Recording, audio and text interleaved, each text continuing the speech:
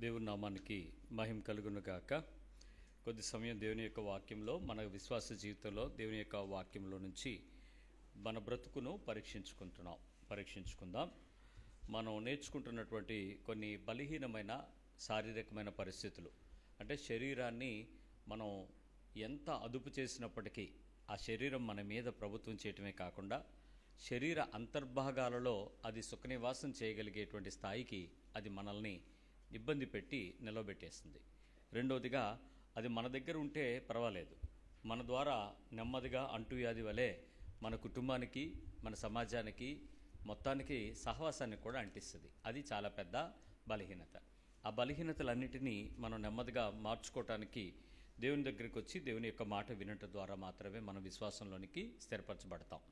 గమనించాల్సిన విషయం ఏంటంటే, క్రైస్తవ విశ్వాసంలో దేవుని దగ్గరకు వచ్చిన ప్రతి ఒక్కడు కూడా దేవుడు ఏదో చేస్తాడని వస్తారు, దేవుడు ఏదో ఇస్తాడని వస్తారు, దేవుడి దగ్గర ఏదో పొందుకోగలము అనే ధైర్యం, ఒక నిరీక్షణ కలిగి ఉంటూ ఉంటారు. కానీ దేవుని దగ్గరికి వచ్చిన తర్వాత బైబిల్ చెప్తున్నటువంటి పద్ధతి ఏంటంటే, నువ్వు మార్చుకోవాలి అని, నువ్వు మార్పు చెందాలి, మనస్సు మారి రూపాంతరం చెందాలి అనేది దేవుని యొక్క ఆశా అభిలాష. దేవుని ఎదుటకు వచ్చి ఆయన ఎదుట మనిషి రూపాంతరం చెందినటువంటి వ్యక్తుల్ని సమాజంలో చూస్తే, ఒక 1000 మందిని వెతికితే ఆ 1000 మందిలో ఒక 2-3 మాత్రమే ఆ రూపాంతరం చెందటం అంటే ఆ ప్రత్యక్ష అనుభవాన్ని మనిషి ఆనందించగలుగుతాడు. మరి మిగిలిన అంతమంది ఏమవుతున్నారు అని అడిగితే అది ఖచ్చితంగా ఏం చెప్పాలంటే, ప్రయత్నం చేస్తున్నామండి అని అంటారు. ఆ ప్రయత్నం చేస్తున్న వాళ్ళందరూ చెప్పే మాట ఏంటంటే, మేము దేవుళ్ళో ఎదగాలనుకుంటున్నాం అంటారు.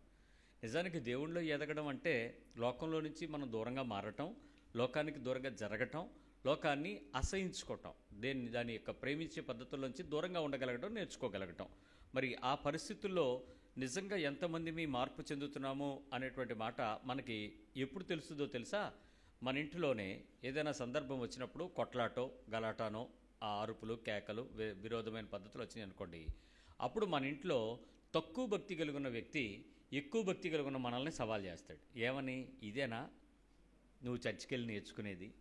ఇదేనా నువ్వు దేవుడు అనేది? దీనికైనా బైబిల్ పొద్దున్న లేచి రాత్రి రోజు చదువుతావు? దీనికైనా మన శుక్రవారం ఉపవాసం అని ఏడిచావు? దీనికైనా సువార్తను పరిగెత్తావు? దీనికైనా కానుకని పట్టుకెళ్ళి వేస్తున్నావు? ఎందుకు? నీ బతుకేం మారింది అని అడుగుతాడు.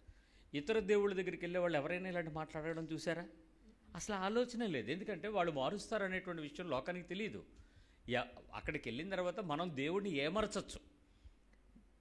కొబ్బరికాయ కొట్టో, పూజ చేసో, నోము చేసో, యజ్ఞం చేసో, యాగం చేసో, స్నానం చేసో, దానం చేసో దేవుడిని ఏమరిచి ఆయన దగ్గర ఉన్నది లాక్కోవచ్చు, గుంజుకోవచ్చు. కానీ క్రైస్తవ్యం దగ్గరికి వెళ్తే మనకు తెలిసేది మాత్రం ఇదొకటే. ఏంటి? మనం మారాల్సిందే, దేవుడు మారడు, ఆయన మార్పు లేనివాడు, మనిషి ఖచ్చితంగా మారవలసినటువంటి జీవితాన్ని కలిగి ఉండాలి అనేటువంటి అభిప్రాయం. మరి అలాంటి తక్కువ భక్తి కలిగిన వ్యక్తి ఎక్కువ భక్తి కలిగిన మనల్ని విమర్శించగలిగే స్థాయిలో నిలబడినప్పుడు నిజానికి మనకి సిగ్గు రావాలి. కానీ అప్పుడు ఏమనుకుంటామంటే, నువ్వు అస్సలు భక్తి లేనివాడివి, నువ్వు నాకు చెప్పేవాడివా, చెప్పేంతటి దానివా, నోరు మూసుకో, నేను ఇలాగే ఉంటాను అని అంటాం. అంటే మనం మారనట్టా? మారుతున్నాము అనుకుని మారలేనట్టు. అందుకే దేవుని యొక్క మాట యొక్క పరీక్షించుకునే విధానం దగ్గర ప్రతిసారి మన అంతరంగంలోనికి దేవుని మాట చొచ్చుకుని వెళ్ళాలి, లేకపోతే మారదు. అందుకే దేవుని యొక్క వాక్యం గురించి బైబిల్ చెప్పిన మాట ఏంటంటే, మనుష్య కుమారుడు విత్తునటువంటి వాక్యము విత్తనమాట. అంటే ఆ విత్తనం భూమిలోకి వెళ్ళి నేలని ఏం చేస్తే చెప్పండి? చీల్చి అది ఫలిస్తుంది. కానీ మీకు తెలియని మరొక సత్యం చెప్పాలి.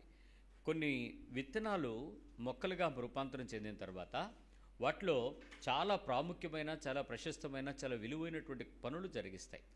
ఎందుకంటే మీరు కొన్ని పంటలు అంతర పంటలుగా వేయమని భూమి మీద శాస్త్రజ్ఞులు చెప్తారు. చిక్కుడు విత్తనాలు ఉంటాయి, చిక్కుడు గింజలు. చిక్కుళ్ళు పాతిన తర్వాత మీరు చూడండి, రైసు పాడి తీసిన తర్వాత దానిలో మినుములు కానీ పెసలు కానీ విత్తుతుంటారు. కారణం ఏంటనుకున్నారు? ఈ రైస్ తాలూకా ఇంగ్రీడియంట్స్ ఏవైతే దాని నుంచి భూమి నుంచి తీసుకుందో అదే ప్రదేశంలో ఈ రకమైనటువంటి విత్తన జాతి, అది మినుములు, పెసలు ఇలాంటివి ఆ రకమైనటువంటి సారంతో త్వరగా వచ్చేస్తాయి. దానికి మళ్ళీ మీరేమి మందులు, ఎరువులు వేయక్కర్లే, చాలా చక్కగా వస్తాయి. అలాగే చిక్కుడు విత్తనాల దగ్గర ఆ విత్తనాలలో నత్రజని శాతం అధికంగా ఉంటుంది. అది ఏం చేస్తుందంటే భూమి యొక్క సారాన్ని ఆ పంట పెంచుద్ది. విత్తనము వెళ్ళి ఆ భూమి సారాన్ని పెంచుద్ది, దానిలో నైట్రోజన్ తాలూకా శాతాన్ని పెంచి రైజోబియం అనేటువంటి ఆ విత్తన పదార్థాల ద్వారా వచ్చేటువంటి కర్బన సమ్మేళనాలని చాలా నెక్స్ట్ పంటకి ఉపయోగపడేలా చేస్తుంది. అంటే విత్తనము మొక్క వచ్చి ఫలించి దాని ఫలాలు తీసుకోవటం మాత్రమే కాక భూమిని కూడా ఏం చేస్తుంది, సారవంతంగా చేస్తుంది. మరి విత్తనం వాక్యం మన లోపలికి వెళ్తుంది. మొదట మనలో నుంచి ఫలం తేవాలి, రెండు మన భూమిని ఏం చేయాలి, సారవంతంగా చేయాలి. మన భూమి సారం చేయబడినప్పుడు విత్తనం చెడ్డదని అంటామా? కాదు. మంచివాడు మనిషి కుమారుడు కాబట్టి ఆయన చూసి విత్తుతాడు, పొల్లు విత్తనాలు విత్తడు. సో ఆ విత్తనము యొక్క లోతులోనికి వెళ్ళే కొద్దీ మనిషి జీవితం ఎంత ఎక్కువగా ప్రభావం చూపిస్తుంది అన్నది మనం నేర్చుకుంటాం. అందుకని ప్రతి ఒక్క మాట యొక్క విలువైనటువంటి స్థాయి నా జీవితాన్ని నేను ఏ రీతిగా క్రైస్తవ విశ్వాసానికి లేక క్రీస్తుకు తగినట్లుగా నేను అన్వయించుకోగలనో, నన్ను నేను మలుచుకోగలను అన్న తీవ్రత మీదకి మన బ్రతుకుని మార్చుకోవటం నేర్చుకోవాలి. దానికి చాలా తీవ్రంగా ప్రయాస చేస్తే తప్ప మనకు తెలియదు. మనం నేర్చుకుంటున్నటువంటి మాట వైరము. వైరం అంటే ఒక తగువు లేక గొడవ లేక ఇబ్బంది, ఇలాంటివి చాలా మాటలు మనం విన్నాం. ఈ అక్కసు, ద్వేషం, విరోధం, శత్రుత్వం, కక్ష, అసహ్యత, కర్కశత్వం, విషం చిమ్మటం, చేదు, గిట్టకపోవటం, ఇలాంటి పదాలన్నీ. ఈ విషయాలన్నింటిలోనూ మనం మొదటి వారంగా కొన్ని క్రియలను మనం చూసాం. ఇవాళ మరి కొంచెం లోతుకు వెళ్ళడానికి ప్రయత్నించేద్దాం. ఆదికాండము 3వ అధ్యాయము 15వ వచనంలో, జెనసిస్ 3:15. ఆదికాండం 3:15. మరియు నీకును స్త్రీకిని నీ సంతానమునకును ఆమె సంతానమునకును వైరము కలుగ చేసేదను. నీకును స్త్రీకిని నీ సంతానానికి ఆమె సంతానానికి వైరము కలుగు చేసేదను, అది నిన్ను తల మీద కొట్టును, నీవు దాన్ని మడమ మీద కొట్టుదవని చెప్పాను. ఇది ఎవరెవరికి సంబంధించిన విషయం చెప్పండి. ఇక్కడ 14వ వచనం చదవండి, అప్పుడు మీకు అర్థం. అందుకు దేవుడైన యెహోవా సర్పముతో, నీవు దీన్ని చేసినందున పశువులన్నిటిలోనూ భూజంతువులన్నిటిలోనూ నీవు శపించబడిన దానివై నీ కడుపుతో ప్రాకుచు నీవు బ్రతుకు దినములన్నీ మన్ను తిందువు. మరియు ఎవరికి చెప్పాడు తెలిసి ఈ మాట? పాముకి చెప్పాడు. పాము లేక సర్పము అనేటువంటి దానికి మనకి బైబిల్ చెప్తున్నటువంటి నిర్వచనం ఏంటి అని అంటే, అది భూజంతువులన్నిటికన్నా చాలా ఎలాంటిది, యుక్తి కలిగింది, తెలివైంది.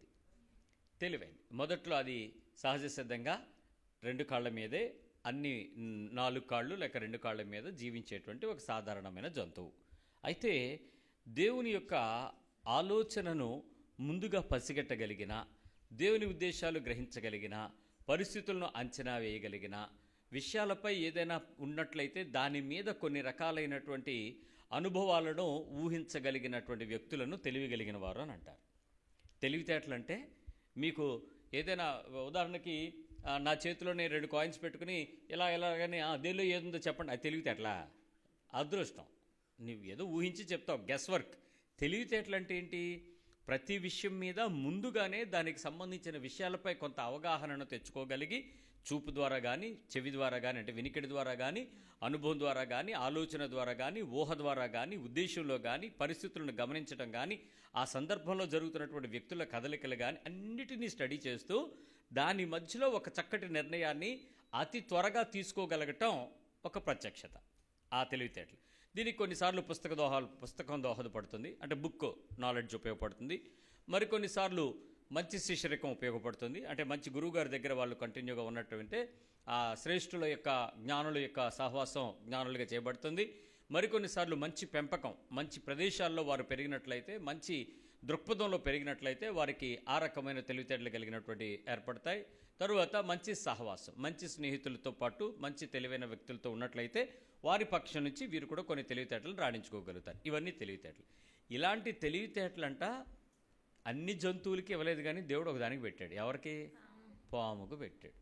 విచిత్రం ఏంటంటే సాతాను గాడికి తెలియదేముంది, వాడు అన్నీ చెక్ చేశాడు, కానీ ఎవరి దగ్గరికి వెళ్ళి మాట్లాడడం మొదలెట్టాడు? పాము దగ్గరికి మాట్లాడు. అంటే వీడికి సహజంగా తెలివి కలిగినటువంటి వాళ్ళకి జిజ్ఞాస అని అంటాం దాన్ని. అంటే తెలుసుకోవాలనేటువంటి కుతూహలం, దాని విషయంలో పూర్తిగా తెలుసుకునేంత వరకు దాని గురించి పరిశీలన లేక పరిశోధన, లేక దానిని మరొక రకమైనటువంటి ప్రత్యక్షత కొరకు దానిని అనుభవించడానికి విపరీతమైనటువంటి కాంక్ష. ఈ జిజ్ఞాస అధికంగా ఉండడం వల్ల దేవుడికి ఏమైతే తినద్దని చెప్పాడో ఆ చెట్టు దగ్గరికి వెళ్ళడం మొదలెట్టాడు ఈ పాముగాడు. వెళ్ళి అన్నీ తినచ్చు కదా, దీన్ని ఎందుకు తినకూడదు అని. విషయం ఏంటో తెలుసా?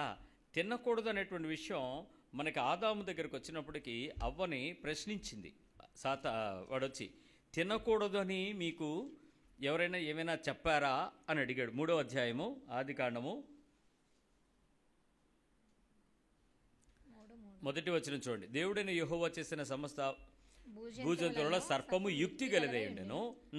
అది ఆ స్త్రీతో, ఇది నిజమా? ఈ తోట చెట్లలో దేని ఫలములనైనను మీరు తినకూడదని దేవుడు చెప్పానా? సాతాను అడిగాడా, పాము అడిగాడా? ఇన్ని రోజులు మీకు క్వశ్చన్ ఏంటి? మీకు అందరికీ ప్రశ్న ఇచ్చింది ఎవడనుకున్నారు? సాతాను అనుకున్నారు. కానీ సాతానికి రాలే ఈ డౌట్. ఎవరికి వచ్చింది?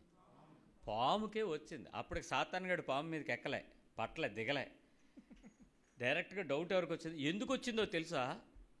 ఆలోచించండి, ఊహించండి. ఆ సందర్భంలో ఈమె పాము అక్కడికి రావడం, అన్నీ తినడం, దాన్ని తినడానికి వెళ్తున్నప్పుడు సడన్గా ఆదాము కానీ అవ్వ కానీ ఏం చేస్తున్నారు? ఇక్కడి నుంచే అని చెప్పి గసురుతున్నారు. ఎందుకు? ఆదాముకి దాన్ని కాయుటకును దాన్ని సేజిపరచుటకు, ఏదేను సేజిపరచడానికి మంచి చెడు తెలివితేటలను ఇచ్చేటువంటిది జ్ఞానవృక్ష ఫలాలు, ఈ 2 చెట్లని కాయటానికి అక్కడ అసైన్ చేయబడ్డాడు. సో అతను డ్యూటీ స్ట్రిక్ట్గా ఉన్నాడు. అతను ఖాళీగా ఉంటే, అతను నిద్రపోతుంటే ఎవరు డ్యూటీ చేసి ఉంటారు? అవ్వమ్మ చేసి ఉంటుంది. అవ్వమ్మ లేస్తే మళ్ళీ ఈగారు పడుకుని ఉంటాడు. ఏదో మొత్తానికి ఇద్దరు కంటిన్యూస్గా డ్యూటీలో ఉన్నారు. ఈవిడికి డౌట్ వచ్చింది. ఈవిడనాలో ఈయననాలో పాము గారిని అప్పటికి ఆయన ఆవిడికి అందాం పోనీ వచ్చి డౌట్ ఏమొచ్చిందంటే, అసలు ఏంటి మీ ప్రాబ్లము? ఏది కావాలన్నా నువ్వు అసలు ముట్టుకోనేవో, తింటున్నావు, నువ్వు తినేస్తున్నావు, మమ్మల్ని తింటున్నావు, అంతా బాగానే ఉంది. నేను యుక్తి కలిగిందంటే ఏంటి? కనిపెడుతుంది, చాలా తెలివితేటలతో ప్రయత్నం చేస్తుంది, చాలా రోజులు చూస్తుంది. ఏమైనా రాలిపోయింది, ఇది ఏమైనా తినేస్తుందా? మనకు కూడా కొంతమందికి ఉంటాయి. పిల్లలు చూడండి, ఏదైనా దొంగతనం చేయాల్సి వస్తే ఎంత యుక్తిగా ఉంటారు. మీరు పడుకున్నారా లేదా పరిశీలించడానికి ముందు చిన్న సప్పుళ్ళు చేసి, తలుపులు కొట్టి అని, మీరు లెగట్లేదు అన్న తర్వాత అప్పుడు సైలెంట్గా కాళ్ళు వేసుకుని వెళ్తాడు సార్. అది ఆ ట్రైల్ చేస్తున్నాడు ఈ పాముగాడు. చాలా ప్రయత్నం చేస్తున్నాడు. యుక్తి, అందుకే చెప్పాడు ఆ పదం. చాలా తెలివితేటలు వాడుతున్నాడు, యుక్తి వాడుతున్నాడు, అన్నీ చేస్తున్నాడు. అల్టిమేట్గా వాడు ఇది ఎందుకు అనవసరంగా మనం ప్రయత్నం చేసినా మనకేం సీక్రెట్ దొరికేలా లేదు, ఇదేదో వెళ్ళి ఆయన్ని అడిగితే తెలిసిపోద్దని చెప్పి ఆదాము దగ్గరికి వెళ్ళబోతూ ఉంటే భయం వేసి ఉంటుంది. సహజంగా పురుషుడు గంభీరంగా ఉంటాడు, దేవుని స్వరూపం, దేవుని పోలిక, దేవుని బలము కదా ఆదాముది. భయం వేసి ఉంటుంది. సెకండ్ వెర్షన్ ఎవరు? అవ్వమ్మ. కొంచెం సాఫ్ట్గా తయారైంది ఎముక, బయటికి సాఫ్ట్. సరే, విచిత్రం దేవుని సృష్టి. మీరందరూ ఎముకలు, స్త్రీలందరూ భర్త దగ్గరికి వెళ్ళాక తెలుస్తుంది మీ గట్టిదనం. అంతవరకు మీరు ఎంత సాఫ్ట్గా ఉంటారు, మృదువుగా ఉంటారు. అది చూసే కదా వీళ్ళు లవ్వు కొవ్వు అంటారు. వీళ్ళు ఎంత మెత్తగా ఉందో, సుకుమారి అది ఇది అని పడి ఇదంతా అక్కడికి వెళ్ళిన తర్వాత గట్టిపడుతుంది. అంటే మృదువైన ఎముక గట్టిపడును అప్పుడు పెళ్ళైన తర్వాత. సో మొత్తానికి ఆ మెత్తగా కనపడుతున్నటువంటి ఆ స్త్రీ దగ్గరికి వెళ్ళింది, ధైర్యం చేసింది. మేడం, నీతో మాట్లాడాలి, ఇది నిజమేనా? దేవుడు మీకు ఏమైనా చెప్పాడా, అసలు తినద్దని చెప్పాడా అని అడిగింది. అప్పుడు ఆవిడ ఏం చెప్పింది? అవును, అందుకు ఆ స్త్రీ, తోటలో ఫలములు మేము తినొచ్చు, అయితే ఈ తోట మధ్యలో ఉన్నటువంటి చెట్టు ఫలముల గురించి దేవుడు మీరు చాచిపోకుండా ఉండకొద్దు, తినద్దు అని చెప్పాడు అని.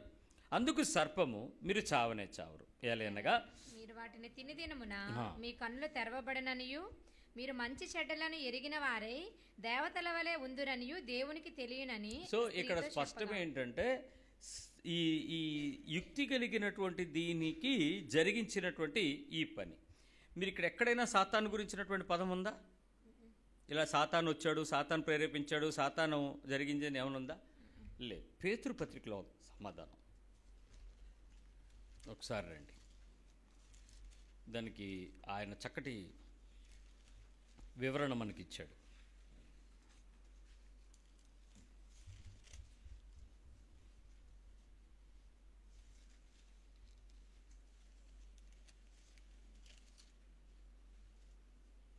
ఆదాము మోసపరచబడలేదు కానీ హవ్వ మోసగరచబడింది అనేది రాస్తాడు. చూడండి ఒకసారి.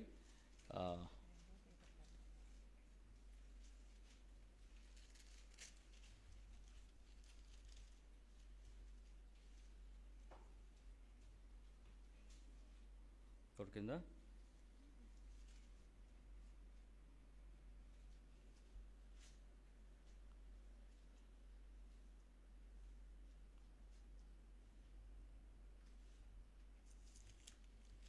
పేతురుపత్రికే కదా, తిమోతిలో ఉన్నదా?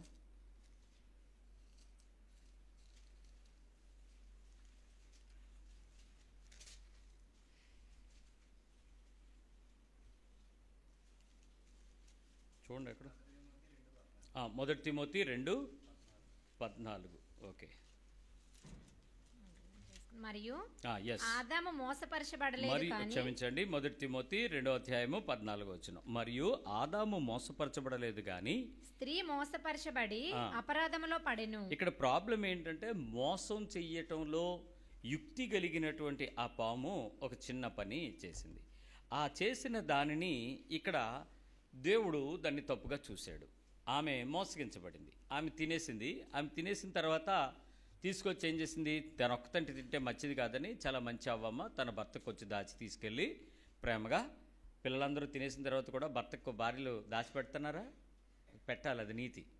మీరు పిల్లలు ఎన్ని నాకు ఇంకోటి ఇవ్వు, నాకు ఇంక లేవా అంటే మీరు డబ్బా చూపిస్తారు, నిజంగా ఖాళీగానే ఉంటుంది.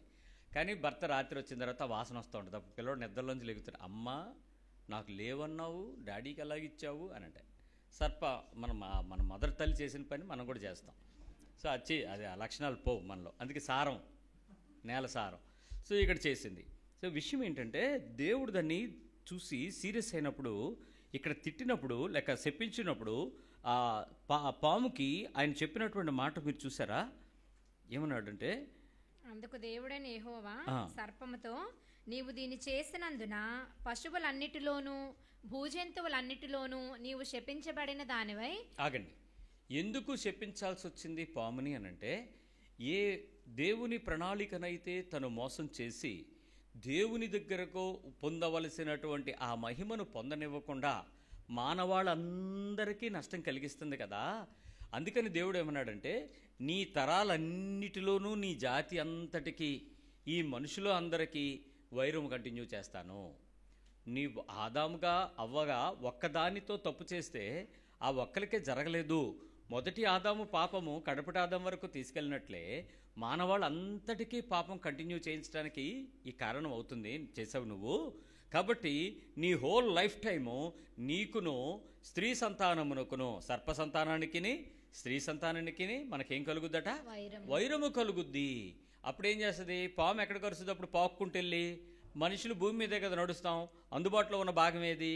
కాళ్లే కదా. రైతులు అందుకే కదా పొలంలోకి వెళ్ళిన వెంటనే పాము కాటుకు జరిపారని ఎక్కువ మాటలు వింటూ ఉంటాం. పాముకి మరి రైతు పని ఏంటి చెప్పండి? రైతు ఎక్కడికి వెళ్ళి చేయాలి? అక్కడ ఆదామన్నాడు, నువ్వు బతుకు తినంత వరకు ఏం చేయాలి? చెమట కార్చాలి, దేవుడు చెప్పేశాడు. కాబట్టి వీడు ఖచ్చితంగా పొలంలోకి వెళ్ళక మానడు. పాము గడ్డి తింటా, మన్ను తింటా, నేలలో పాక్క మానదు. ఇది వెళ్ళి అని కట్టక పొడవక మానదు. దాని దొరకంగానే మనిషి ఏం చేస్తాడు? ఎక్కడ కొడతాడు చెప్పండి? నడుము మీద కొడతాడా?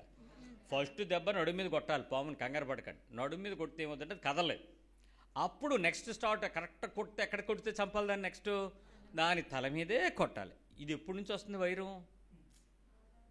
ఈరోజు కాదు, ఆది కాండం.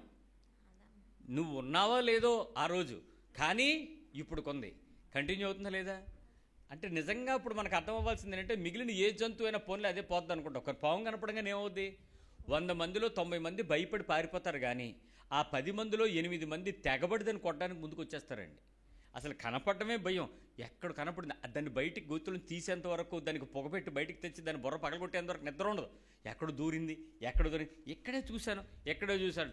కానీ పాము గురించి బైబిల్ చెప్పినటువంటి మాటలు ఎంత అమోఘమైన మాటలు ఉన్నాయో తెలుసా అండి? బండ మీద సర్పం జాడ తెలుసుకోవచ్చా? 1,00,000 మందిలో ఒక కన్యకను పట్టొచ్చట, కానీ బండ మీద పామును పట్టుకోలేమట. అలాంటి లక్షణాలు ఉంటాయి దానికి. అది అక్కడే ఉంటుంది, సైలెంట్గా ఉండిపోద్ది, కదలదు. అసలు గాలిలో పరిసరాలలో ఉన్నటువంటివన్నీ భూమి మీద నుంచి మనుషుల కదలికలన్నీ శరీరం మీద నుంచి తీసుకుంటుంది.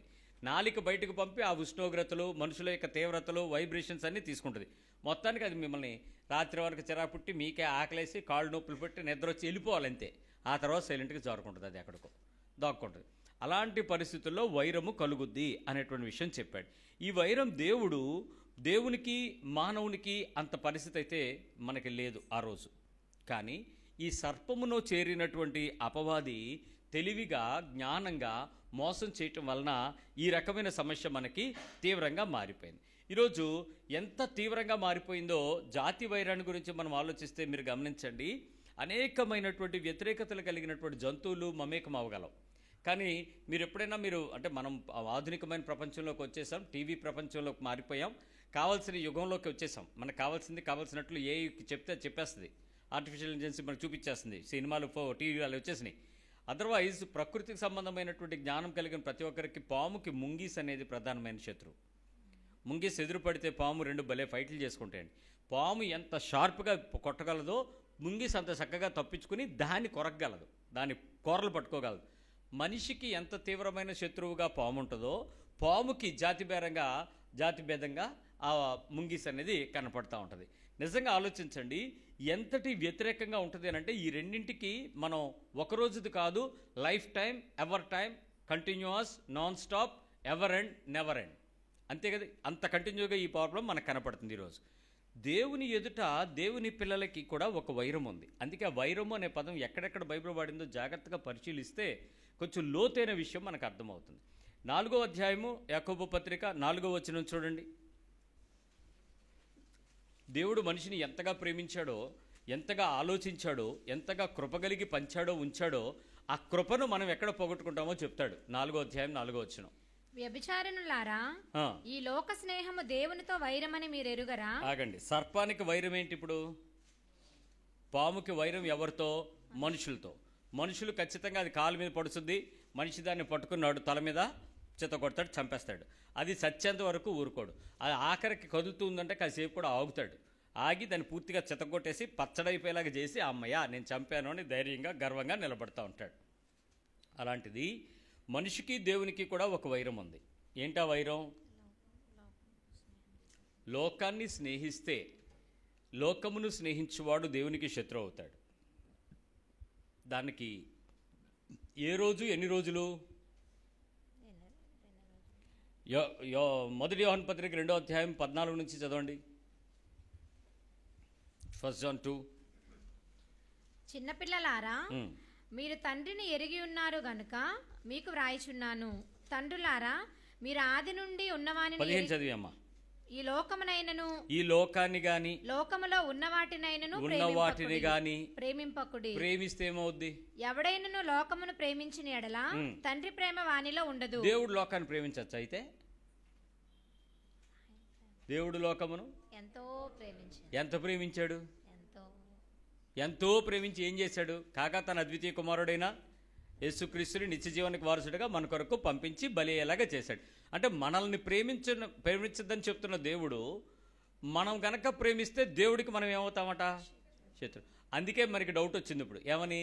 అయితే మనుషులు దేవుడు ప్రేమించచ్చా అన్నారు. ఇప్పుడు కంటిన్యూ చేయదు, నీకు అర్థం వస్తుంది సమాధానం. లోకములో ఉన్నదంతయు అనగా శరీరాశయు, నేత్రాశయు, జీవపు డంబమును తండ్రి వలన పుట్టినవి కావు. సో డౌట్ ఏముంది? ఇప్పుడు నువ్వు ప్రేమించడానికి దేవుడు ప్రేమిస్తున్నాడు అనేటువంటి లోకంలో ఉన్నది కాదు, లోకంలో ఉన్న వస్తువులు కావు, లోకంలో ఉన్నదంతా దేవుడి నుంచి వచ్చింది కాదు. కాబట్టి దేవుడు దాన్ని ఎందుకు ప్రేమిస్తాడు?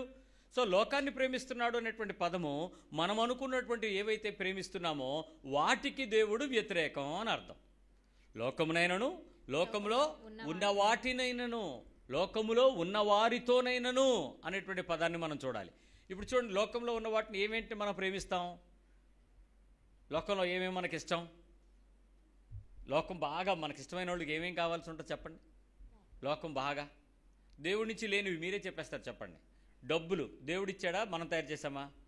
సో మనిషికి బాగా ప్రేమ ఏంటి? దేని మీద ఉంటుంది? ఫస్ట్ ధనాపేక్ష. ధనాపేక్ష అనేది విగ్రహంతో పోల్చబడింది. దాని గురించి వ్యభిచారం అన్నాడు. ధనాపేక్ష అనేది విగ్రహానికి సంబంధించిన సాదృశ్యంగా వాడుతూనే అది వ్యభిచారంలో అవయవాలుగా ఉన్నటువంటి మాటగా కూడా చెప్పబడింది.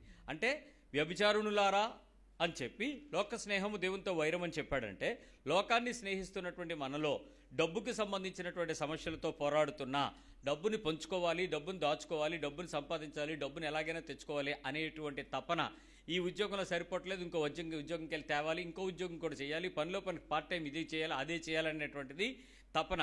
ఇక్కడ గమనించండి, డబ్బు సంపాదించుట వేరు, పని ఏదైనా పని చేసి ఆ పనిలో ఒక క్రెడిబిలిటీని, ఒక స్థానాన్ని, ఒక ఉన్నతత్వాన్ని, ఒక పరిణితిని సంపాదించుకోవటానికి పని చేయటం వేరు.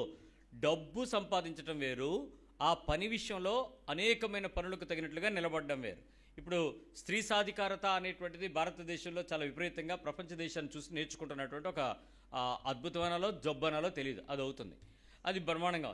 ఇప్పుడు ప్రతి స్త్రీలు కొంతమంది ఏం చేస్తున్నారంటే, ఇంటి దగ్గర ఈ గొట్టంలో వచ్చిన తర్వాత అదే యూట్యూబ్లో ఖాళీగా ఉండకుండా ఏం చేస్తారంటే ఒక కెమెరా ఒకటి ఎదురుగా పెట్టుకుని, ఇదిగో మీరు పుచ్చకాయ తినేశారు కదా, పుచ్చకాయ తొక్కను పారేయకండే అని చెప్పి దాంతో ఏదో చేస్తుంది, పుచ్చకాయ తొక్క, ఆ తర్వాత బొప్పాస్ తొక్క, ఇదేంటి అదేంటి ఏదో ఒకటి చేసి మొత్తానికి మీరు ఇలా కూర్చునే కంటే ఇలాంటివి చేశారనుకోండి మీకు ఇవి వస్తాయి అని చెప్తే దాన్ని చూసి మళ్ళీ మనం ఏం చేస్తున్నాం, మళ్ళీ దాని లైక్లు కొట్టి, షేర్లు కొట్టి, సబ్స్క్రైబ్ కొట్టి, ఆహా ఎంత చెత్త పనులు భలే బ్రహ్మాండంగా చేస్తుందని చెప్పి నెమ్మదిగా ఒక 100 రూపాయలు వచ్చింది అనుకోండి, దాన్ని పట్టగలమా, మళ్ళీ పట్టలేము. 50 రూపాయలు పెట్టుబడి మళ్ళీ 200 రూపాయలు, మళ్ళీ ఇంకొక గొట్టంలో ఇంకొక అప్లోడ్ అయిపోద్ది, దాన్ని చూసి మళ్ళీ ఒక 100 మంది వచ్చేస్తారు. ఇక నెమ్మదిగా నీకు సుమన్ టీవీ ఇంటర్వ్యూ వచ్చిపోద్ది మొత్తం నీ దగ్గరికి. అంటే ఇలాగ చాలా చాలా నెమ్మదిగా ఎదుగుతున్నటువంటి వాళ్ళు, సమాజంలో గొప్పవాళ్ళు అనబడి ఉన్నటువంటి చాలా వాళ్ళు, స్త్రీలు పురుషులు చాలా పైకి వస్తున్నారు. అయితే ఇక్కడ గమనించాల్సింది, అలా కష్టపడుతున్న వాళ్ళు వాళ్ళ ధ్యేయము డబ్బు కాదు, వాళ్ళ ఇన్ఫ్లుయెన్సర్స్గా మారడం, వాళ్ళు ఆ ప్రదేశంలో మనుషులందరికీ కావాల్సినటువంటి గుర్తింపును తెచ్చుకోవడానికి కష్టపడుతున్న పద్ధతులే తప్ప డబ్బు అయితే కాదు. నేను చెప్తున్నటువంటి ఈ వ్యభిచారం ఏంటో తెలుసా, నాకు ఇక్కడ 50 రూపాయలు వస్తున్నాయా, అక్కడికి వస్తే 100 ఇస్తారా వెళ్ళిపోవడం, అక్కడ 150 ఇస్తారా అక్కడికి వెళ్ళిపోవడం, అక్కడ 500 ఇస్తారా ఇవన్నీ వదిలేసి వెళ్ళిపోవడం. వీళ్ళు వ్యభిచారులు, డబ్బు విషయంలో కోరిక కలిగి డబ్బుని ప్రేమిస్తూ డబ్బుని పొందుకోవడానికి ఇష్టపడుతున్నారు. ఈ ప్రేమించేటువంటి మనసు కలిగినటువంటి వ్యక్తులకు బైబిల్ చాలా ఖచ్చితమైన క్రమం ఏం చెప్తుందంటే, వ్యభిచారులారా అని చెప్తూ లోకాన్ని ప్రేమిస్తున్నా, దేవుని నుంచి రాని డబ్బుని ప్రేమిస్తున్నా, అది అర్థం. డబ్బు దేవుని నుంచి తయారవ్వలేదు కదా, సంపాదించుకుని భాగ్యం కలిగిస్తాడు తప్ప డబ్బులు దేవుడు తయారు చేసి ఇవ్వడు. ఎవరికి డబ్బులు తయారు చేయలేదు. ఆదికాండం మొదటి అధ్యాయంలో ఎక్కడ డబ్బులు తయారైనట్టు ఉన్నాయా? సృష్టిలో 7 రోజులు డబ్బులు ఉన్నాయి ఎక్కడన్నా? ఎక్కడా లేదు. సో మనుషులకు జ్ఞానం ఇచ్చి ఆ వస్తు మార్పిడి పద్ధతిని, రోకల మార్పిడి అని, నాణ్యాలని, తర్వాత అధికారికమైన ముద్రలని, ఇప్పుడు బ్యాంకులని, వ్యవస్థలని ఏర్పడ్డాయి. ఈ పద్ధతుల్లో దాన్ని ప్రేమిస్తే దేవుని ప్రేమ వాడిలో ఉండదు. దేవుని ప్రేమ వాడిలో ఉండకపోవడం పక్కకు పెట్టండి, వాడు దేవునికి ఏమవుతాడు చెప్పండి. ఇప్పుడు వైరము, లోక స్నేహము, దేవునితో వైరము. ఇప్పుడు వైరం అనే పదానికి ఆదికాండంలో ఒక పాముకి ఒక మనిషికి ఉన్న వైరము, మరి ఎంత సంవత్సరాల నుంచి మారిపోయినా, మీరు చెప్పుకున్నటువంటి ఆ హిందువులు చెప్పేటువంటి త్రేతాయుగము, ఆ సత్యయుగము, ఆ ద్వాపరయుగము, ఆ కలియుగం, ఇప్పుడు ఇవన్నీ జరిగిపోతున్నా ఈ పాముకి దీనికి వైరం అయితే ఏమీ పోలేదు. దానికి వాళ్ళు చరిత్రలు రాశారు, దాన్నేమో కొండకు చుట్టి తిప్పారు, తిప్పితేనేమో అమృతం వచ్చింది, దానికి ఏమో రకరకాలు వచ్చినాయి.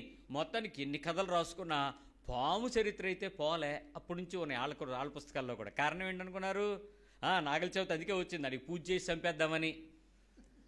నెమ్మదిగా పాలు చిమిడి ఇవన్నీ చేస్తే ఏమవుతుంది? పుట్లో చీమలు పెరిగిపోవా? ఎంత పెద్ద నాగుపామైనా, ఎంత పెద్ద కొండచిలువైనా చీమలు పడితే ఏమవుతుంది? అది చలి చీమల చేత చెక్కి చావది సొమతాయి అంతే. అయితే అండి, కొన్ని శాస్త్రాల్లో అన్నీ నేను తప్పను, కానీ ఆ రోజుల్లో పరిశీలన శక్తిని బట్టి మేధావులుగా వాళ్ళు రాసినటువంటి పుస్తకాలు కరెక్టే. అయితే ఇప్పుడు కొన్ని మార్చుకోవాలి. మనం ఒక మాట ఉన్నాం, గంగి గోవు పాలు గరిటెడైనను చాలు, కడవడైననేమి కరము పాలు అని చెప్పారు. ఇప్పుడు సాఫ్ట్వేర్ ఇంజనీర్లు, పెద్ద పెద్ద వాళ్ళు అన్ని ఉద్యోగాలు వదిలేసి గాడిద పాలం పెట్టుకుని గాడిద పాలు అమ్ముకుని కోటీశ్వర్లు అయిపోయారు. అంటే ఆ రోజు ఆ కరముల తాలూకా పాలు ఎవడో తాగకూడదనేటువంటి చెడ్డనానుడి వేమన గారు చెప్పేశారు. కానీ అలాంటి జ్ఞానం కలిగిన వారిని కూడా బోల్తా పెట్టించే కరము పాలు ఈరోజు అమెరికాలో ఇండస్ట్రీని షేక్ చేసేటువంటి అతిపెద్ద బిజినెస్ ఏదైనా ఉందేనంటే గాడిద పాలు అమ్ముకోవడమే. గాడిదలు కాసుకుంటావా అన్నారు, కాసుకుంటే మేలు. ఇప్పుడు ఈ రోజుల్లో చాలా, మీరు ఇంటర్నెట్లో చెక్ చేయండి, what is the richest business in milk అని అంటే యాస్ మిల్క్ అని వస్తుంది. దానిలో డాంకీ మిల్కే భయంకరంగా ఉంది అక్కడ. ఏంటి అని అంటే ఆ రోజులకి కాబట్టి కొన్ని శాస్త్రాలు అటు ఇటు అవుతున్నా ఈ పాము శాస్త్రం మారలే, కంటిన్యూగా ఉంది మనకి ఇన్ని రోజులకి కూడా ఆ ఉగ్రత దాని మీద శాశ్వతంగా. మరి అలాంటి శాశ్వతమైన వైరము అనే పదం లోకాన్ని స్నేహిస్తున్న నీకు ఇచ్చాడనంటే డబ్బుని ప్రేమించడం ఒకటి, ఇంకా ఏమేమి ప్రేమిస్తాం చెప్పండి. మనం అక్కడ ఉన్నాయి కదా, లోకంనైనను లోకంలో ఉన్న వాటినైనను ప్రేమించకండి, అవన్నీ దేవుని వలన వచ్చినవి కావు. ఎవడైనా వాటిని ప్రేమించిన యెడల దేవుని ప్రేమ, తండ్రి ప్రేమ వానిలో ఉండదు. సో దేవుని ప్రేమ ఉండదు అని అంటే దేవునికి వాడు ఏమవుతాడు? వైరి అవుతాడు, శత్రువు అవుతాడు.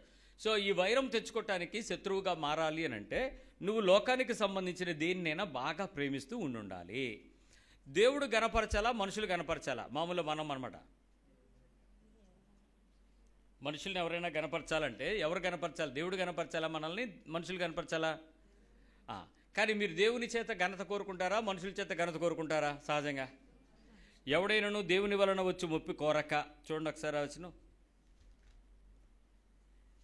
మనుషుల నుంచి మెప్పు కోరిన ఎడల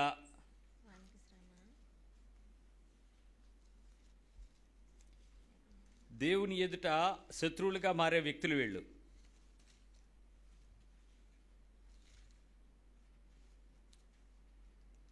చూసావా? అదే 12వ అధ్యాయంలోనే 12లోని 43 దేవుని మెప్పు కంటే మనుషుల మెప్పుని ఎక్కువగా ఆపేక్షించిరి. ఇక్కడ ఎప్పుడైతే మనుషుల మెప్పుని కనుక మీరు అధికంగా ఆపేక్షించడం ప్రారంభించారో మీకు దేవునికి మధ్యలో ఏమేర్పడుద్ది? శత్రుత్వం ఏర్పడుతుంది, వైరం ఏర్పడుతుంది. వైరము అనే పదం ఒక రోజుదా శాశ్వత కాలందా? శాశ్వత కాలం అంటే ఎప్పుడు? ఆది కాండం ఉంది, ఇప్పుడు వస్తుందా లేదా? ఇప్పుడు కూడా మీకు పాము అంటే భయము, అదంటే కోపం. ఏమండి మొన్న మేము మా ఇంటి చర్చిలో విపరీతంగా, మేము పొలం మధ్యలో చర్చ్ ఉంది కాబట్టి సహజంగా పాములు మన మీదకి వస్తూనే ఉంటాయి. ఎంత చుట్టూ గోడలు కట్టుకున్నా పాములు చెట్ల మించి దిగుతూ ఉంటాయి. ఏదో ఒక రకంగా అసలు ఎన్నంటే చెప్పక్కలే వచ్చేస్తూ ఉంటాయి. క్యాంప్కి పిల్లలు వచ్చినప్పుడే అవి కూడా వచ్చి మనల్ని కూడా చూసి వెళ్దామనేసి ఆ ఊరి నుంచి వచ్చారు, ఈ ఊరి నుంచి వచ్చారు అన్నట్టు వస్తుంటాయి. మేము దాన్ని చూసిన వెంటనే దాన్ని వెనక ముందు చూడరు, కర్రలు అక్కడక్కడ పెడతాం, పట్టుమని వెళ్ళి దాన్ని కొట్టేస్తూ ఉంటాం. కొట్టేస్తుంటే ఒక అనే వదిలిండి అని అన్నాడు, నీకేమన్నా చుట్టమా అన్నాను. అచ్చిచ్చే అన్నాడు. మరి నీకెందుకు దాని మీద జాలి అని అంటే అది మామూలు జరుగుడ్డేనండి, అది బయటికి వెళ్ళిపోద్ది అన్నాడు. అది బయటికి వెళ్ళిపోయినా 10 మంది పిల్లలకు తల్లి అవుద్ది. కానీ దాన్ని ఎందుకు వదిలేయడం? అనవసరంగా దాన్ని పాడు చేయటం ఎందుకు? అనవసరంగా దానివల్ల నష్టం రా అంటే అన్నయ్య మీకు జాలి లేదా అన్నాడు. నువ్వు జాలి, భూతదయ, జంతుదయ ఇవన్నీ పిలిచే సమయం కాదు. ఎందుకు? అక్కడ 120 మంది పిల్లలు ఉన్నారు. ఎవరికైనా ఏమైనా అయితే ఎవరిని అడుగుతావు నువ్వు? పాము వచ్చిందని అంటే దాన్ని ఎవరు ముందు కలవరం అయిపోతారు కదా. చిన్న బల్లి పడితేనే చర్చ్ అంతా కదిలిపోతారు, అలాంటి పాము వచ్చిందంటే ఊరుకుంటారు ఎవడైనా నిద్రపోకుండా. సో అలా కుదరదురా అన్నానండి. దాన్ని మొత్తం కొట్టేశాం. కొట్టేస్తుంటే ఆడు అక్కడ నిలబడి ప్రార్థన చేస్తున్నాడు. రాను ఏంటనంటే, ప్రభువా వీళ్ళందరి మీదకు ఏ కొట్టడం ద్వారా పాపమైతే చేశారో ఆ పాపాన్ని క్షమించి సిలువలో కార్చిన రక్తం బుద్ధి లేని జంతువుల కోసం కాదురా సుబ్బారావు, దేవుడు బుద్ధి కలిగిన మనుషుల కోసం కార్చాడురా. ఆ పాపం అంటే దాన్ని చంపేస్తే పాపం అంటావేంటి? దానివల్ల హాని ఉంది, దానివల్ల నష్టం ఉంది. లోకాన్ని ప్రేమించే వ్యక్తులతో కూడా దేవునికి అంత వైరం ఏర్పడుతుంది. ఇక్కడ నువ్వు పాస్టర్వా పరిశుద్ధుడివా కాదురా, ఇది జాతి భేదానికి సంబంధించిన వైరము. స్టాండర్డ్గా ఉండినట్లే ఒక మనిషి లోకమును డబ్బుని ప్రేమించినా, లోకంలో మెప్పుని ప్రేమించినా వాడు ఏమవుతాడు? దేవునికి ఆటోమేటిక్గా శత్రువు అయిపోతావు. వైరం కంటిన్యూ అయిపోద్ది. అద్వితీయ దేవుని నుంచి వచ్చి మెప్పును కోరకుండా మీరు ఎప్పుడైనా లోకంనైనను మనుషుల్లో మెప్పునైనను మీరు కోరినట్లయితే మనము సాతానుకి దొరికిన పనులు పోతాం. సో ఇది కూడా లోకంలో ఉన్న వాటిని మనం ప్రేమించడానికి దేవుని వాక్యం అయితే అంగీకరించట్లే. లోకంలో ఉన్న వాటిని ఇంకా ఏమిటి చెప్పండి? ఏమేంటి మనతో పాటు మనం దేవుని దగ్గరికి తీసుకెళ్ళగలం? ఏమేంటి ఇక్కడ అన్నీ వదిలేయగలం? ఒకసారి ఊహించండి. లోకంలో ఉన్నవి చెప్పండి. మీకు తెలిసిపోయింది, మీకు చాలా తెలుసు, బైబిల్ బాగా చదువుతుంటారు కదా. ఏమేంటి ఇక్కడ నుంచి మనం పట్టుకెళ్ళలేము, అన్నీ ఇక్కడే ఏమేమి వదిలేయచ్చు? చెప్పండి. బంగారము, డబ్బులు, బట్టలు, ఇళ్ళు, ఆస్తులు. అసలే నీ చెప్పలేదు, అసలు కానీ చెప్పేశారు. మీరు ఇక్కడ నుంచి పట్టుకెళ్ళగలిగినవి ఏమైనా ఉన్నాయా? మీ ఇంట్లో వాళ్ళు ఎవరైనా చచ్చిపోయినప్పుడు అత్త నువ్వు కూడా వచ్చాను ఎవడని పట్టుకెళ్ళాడా? రమ్మన్నారు అనుకో, ఏం చేస్తాం? దిండేసి నొక్కేము, అది ఎక్కడ మళ్ళీ పేరు పిలిచేద్దానని. వాళ్ళు ఎవరినైనా పట్టుకెళ్ళగలరా మనతో పాటు? కానీ సామెత చెప్తారు లోకంలో అంటే, పీనుగు మంగళవారం పూట అంట ఒకటే వెళ్దంట, 2 మారుకోరుద్దని ఏదో అంటే సహజంగా ఆ టైంలో 1-2 కామన్గా జరుగుతూ ఉండుంటాయి. మనం దాన్ని మంగళవారం చేల్చాం దాన్ని, లేకపోతే శుక్రవారం ఏదో వారం పెట్టేసాం మొత్తానికి. నిజానికి అదైతే కాదు, వాస్తవం అది కాదు. ఎందుకంటే అలాగైతే మనకు చచ్చిపోయిన వాళ్ళందరూ ఖచ్చితంగా ఎవరో ఒకరిని బాగా ఇష్టమైన వాళ్ళు ఏం చేస్తాయి? తీసుకెళ్ళిపోవాలి. అందుకే కదా మనకి పతి ఇస్తారు, అదేదో దయ్యం పట్టిందనేటోడికి నువ్వు ఎవరిని బాగా ఇష్టమో వాళ్ళ మీదకి వస్తాడు ఆ చచ్చిపోయిన ఆత్మ అని మనం వాళ్ళని తీసుకెళ్తుంటాం. ఇప్పుడు చెప్పండి, మరి లోకంలో దేవుని యొక్క మాట చెప్తున్నటువంటి ప్రకారము మీరు ఎవరెవరిని దేవుడు ప్రేమించొద్దన్నాడు? మత్తయి సువార్త 12వ అధ్యాయము 19వ అధ్యాయము, మాథ్యూ 19 అని ఒకసారి చెప్పాడు. 29 నా నామము నిమిత్తము అన్నదమ్ములనైనను అక్క చెల్లెలనైనను తండ్రినైనను తల్లినైనను పిల్లలనైనను భూములనైనను ఇండ్లనైనను విడిచిపెట్టిన ప్రతివాడును 100 రెట్లు పొందును. ఇదిగాక నిత్య జీవమును స్వతంత్రించుకొనును. ఇక్కడ చూడండి, ఖచ్చితంగా ఏముందంటే నిత్య జీవమును స్వతంత్రించుకోవడానికి ఇవన్నీ ఏమవుతాయి? ఇవన్నీ లోకంలో ఉన్నవా, దేవుడి దగ్గర నుంచి వచ్చినవా? లోకంలో ఉన్నాయి. వీటిని విపరీతంగా ప్రేమిస్తే ఏముండదు, మనలో ఏముండదు? దేవుని ప్రేమ ఉండదు. అంటే అన్న, తమ్ముడు, అక్క, చెల్లి, భార్య, తల్లి, పిల్ల, తండ్రి అని అన్నాడంటే ఇక్కడ అందరికీ ఆ మమకారం ఉండాలి, అందరితో ఆ బంధుత్వపు సంబంధం కలిగి ఉండాలి. అంతేగాని ఒక మనిషికో ఉండేటువంటి అనుబంధం సంబంధం మాత్రమే కలిగి ఉండి మిగిలిన వారిని ద్వేషించినట్లయితే దేవుని ప్రేమ ఉండదంటాడు. ఇప్పుడు నేను ఆ మనిషిని ప్రేమించాలి, కానీ బంధుత్వాన్ని నేను ప్రేమించకూడదే. నాకు ప్రమాదం ఏంటి? బంధుత్వం. మనిషి కాదు. నా తండ్రితో నాకు శత్రుత్వం లేదు, కానీ ఇంకొక తండ్రిని చూసి నువ్వు నా తండ్రివి కాదు అని అంటే, ఏ తండ్రిని బట్టి పరలోకం నుంచి భూమి మీద ఉన్న వారందరూ కుటుంబం అని పిలువబడుతుందో ఆ తండ్రి ఎదుట ఇక్కడ ఇంకో తండ్రి నాకు కాడు అని అంటే, అతను నేను తండ్రిగా చూడలేదంటే ఖచ్చితంగా నాకు దేవుడి శత్రువు అవుతాడు. సో నా కండ్ల ముందు ఉండేటువంటి మనుషులందరినీ నేను సమానత్వపు పద్ధతిలో చూడకుండా బంధుత్వాన్ని విపరీతంగా పెంచుకున్నట్లయితే, అనుబంధానికి విపరీతంగా దాసుడినైతే దేవుని ప్రేమకు నేను ఏమవుతాను? ఆటోమేటిక్గా దేవుడు నాకేమవుతాడు? శత్రువు అయిపోతాడు. ఇప్పుడు సహజంగా ఆలోచించండి, నాన్నగారి మీద ఉన్న ప్రేమ మామగారి మీద ఉంటుందా? కోడలకి ఉండదు. అల్లుడి గారికి తండ్రి మీద ఉన్న మమకారం ఆ మామయ్య గారి మామ మీద ఉంటుందా? ఉండదు. ఇక్కడే ఈ బంధుత్వంలోనే తేడా వచ్చినప్పుడే దేవుని ప్రేమకు వ్యతిరేకమై శత్రువు అవుతాడు మనిషి. ఇది వైరం అవుతుంది. నిజంగా ఆ వైరం ఎప్పటి నుంచి ఉందో చూసుకోండి. మనలో మనకే గొడవలు ఎన్ని సంవత్సరాల నుంచి ఉంది? ఈ అత్త కోడల పోరు చెప్పరేమండి. ఎప్పటి నుంచి, ఎన్ని సంవత్సరాల నుంచి ఉంది? మీరు పురాణాలు రాసుకున్న పుకిటి కథలైనా వాటిల్లో కూడా ఈ అత్త కోడల గొడవ ఉంది, కంటిన్యూగా రాశారు. అంటే శత్రుత్వం పెంచుకోవడం ఏంటంటే దేవుని నుంచి రానిది కానిది వాటిని ప్రేమించడం ఉపయోగపడదు. సో మనిషి గెలవడానికి ఎంత ఎక్కువగా ప్రయత్నం చేయాలనేది చాలా ఇంపార్టెంట్. ఇప్పుడు లోకంతో చేసే స్నేహం దేవునికి ఖచ్చితంగా వైరమని దేవుని వాక్యం మనకి చెప్తుంది. ద్వితీయోపదేశకాండము 27వ అధ్యాయము,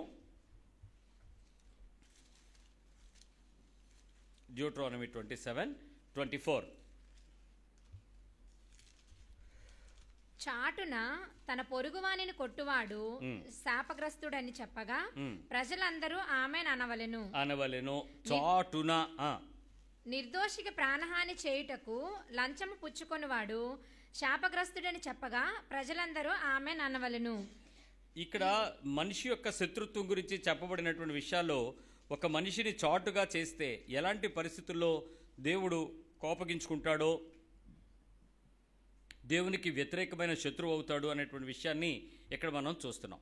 ఎందుకు ఈ రకమైనటువంటి విషయాలు చెప్తున్నాడు అనంటే, ఇక్కడ ఆ 17వ వచనం నుంచి కూడా 16వ వచనం నుంచి 26 వచనాల మధ్యలో కూడా ఈ దేవుని ఎదుట మనుషుల మధ్యలో దేవునికి ఉగ్రతగా శాపమును కలిగించుకునే విధానాలలో జీవించేటువంటి పద్ధతుల గురించి బైబిల్ చెప్పింది.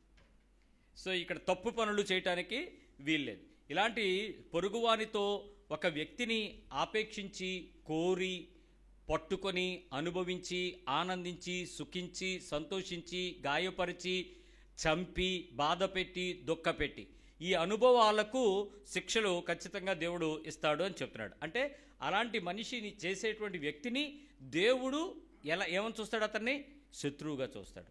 దేవునికి అతడు వ్యతిరేక అవుతాడు. దేవుని వ్యతిరేకత ఆ వ్యక్తి మీదకి వస్తుంది. దేవుని వ్యతిరేకత ఎప్పుడైతే అతని మీదకి వచ్చిందో అతడు దేవుని సన్నిధిలో నిలబడడానికి అవకాశం లేదు.